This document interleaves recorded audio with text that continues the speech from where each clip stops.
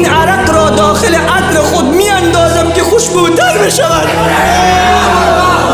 من این عرق را داخل عطر خود می اندازم تا عطر من خوشبوتر بشود.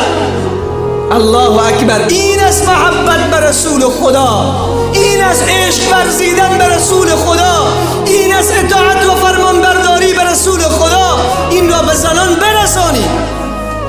چند قطره عرق شما را داخل عطر خود می اندازم تا عطر من خوشبوتر بشه. اخلاص را ببین که چی اندازه اخلاص دارد به رسول صلی الله علیه و سلم. همین ام سلیم وقتی شوهرش برمیگردد فرزندش را میپیچاند، در لباس میبرد داخل خانه میگذارد، بسیار به چهره بشاش، سر و صورت خود را زینت و آرایش هم کرده. وقتی شوهر داخل خانه میشود اولین چیزی که پرسان میکند فرزند من چگونه است؟ ام سلیم میگوید الحمدلله خوب آرام است، خوب آرام شده، هیچ سر و صدایی ندارد، آرام است.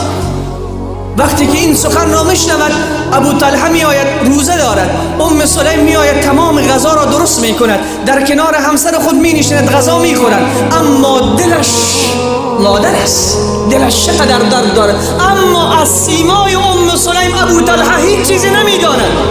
نمی خواهد شوهر خود را آزرده بکند، نمی خواهد شوهرش را غمگین بکند، نمی خواهد که شوهرش از سفر آمده غمش تا افزون بکند. برای شوهرش میگوید آرام است، غذا درست میکند، از غذا استفاده میکند. همین شب با شوهر خود هم بستری هم میکند. خیلی آرایش کرده، حدیث امام مسلم است، خیلی آرایش کرده و هم بستری هم میکند. وقت نماز سحر از فردوشان بلند میشن، وقت نماز تهجد ام سلیم به ابو طلحه نگاه میکند، میگه ای ابو طلحه فلانی قوم را میشناسی؟ در میان اون قوم عادت زشت هستن. میگه چی عادت دارن؟ میگه اونها عادت دارن اگر کسی به پیششان امانت را بگذارد، اگر دوباره صاحب امانت برود اون امانت را بگیرد، اون قوم امانت را نمیدهند. ابو طلحه میگن چه قوم بدی است که امانت را خیانت میکند. بعد عرض میکند شوهر من فرزند ما امانت الله بود، شوهر ما امانت الله بود، این امانت را الله دوباره از ما گرفت. حیران میماند ابو طلحه که چی بگوید، ما تو مبهوت میماند ابو طلحه که چی بگوید. حرکت میکند میآید به محضر رسول خدا، شکایت میکند که زن من با من این گونه کرده است. رسول خدا صلی الله علیه و سلم میفرماید بارک الله علیکما فی لیلتکما.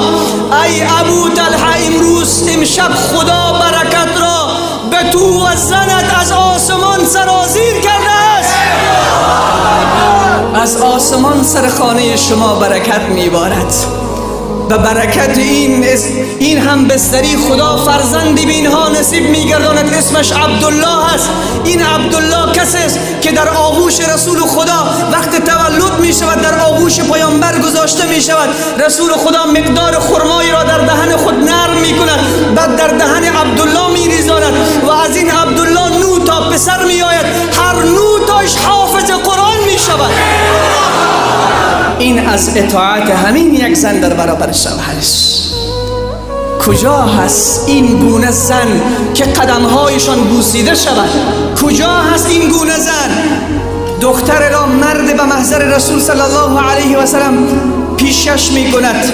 مجمع الزوائد و منبع الفرائد این حدیث را می آورد.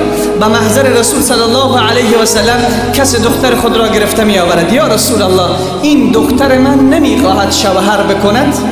رسول صلی الله علیه و سلم به زن فرمود اطیعی اباک، از پدر خود اطاعت بکن. چرا این کار را میکنی؟ وقتی پدرت تو را به شوهر میدهد باید شوهر بکنی. زن به رسول صلی الله علیه و سلم نگاه میکند، بعد عرض میکند یا رسول الله، قسم به آن ذاتی که تو را به حق مبعوث کرده تا من ندانم حق شوهر چیست، من نمیخواهم شوهر کنم. کجا هست این دختر پهنتونی و مکتبی، این دختری که در مدرسه درس خوانده و قرآن به دست دارد، این دختری که حجاب اسلامی دارد که پیش شوهر، پیش پدر خود بیاید، پیش مادر خود بیاید بگوید شرم نمی کنم به خاطری که این حکم خدا هست، به من بگو این حق شوهر را پیش از این که مرا از خانه ببرد. کجا هست این دختر؟ امروز ما دختر بیشرم شده اگر از حق شوهر بپرسد. نه، این دختر بیشرم نیست که با پدرش به محضر رسول خدا می آید میگوید تا زمانی که از حق شوهر ندانم شوهر نمی کنم. رسول خدا عرض کرد دختر من تو میخواهی از حق شوهر بدانی؟ بله یا رسول الله. فرمود اگر بدن شوهر دانه های بکند و از اون دانه ها خون و ریم سرازیر شود و اون را با زبان خود پاک بکنی، اگر از دماغ شوهرت خون و زرداب سرازیر شود اون را ببلعی و بخوری، باز هم حق شوهر را ادا نکردی. باز هم حق شوهر را ادا نکردی. این است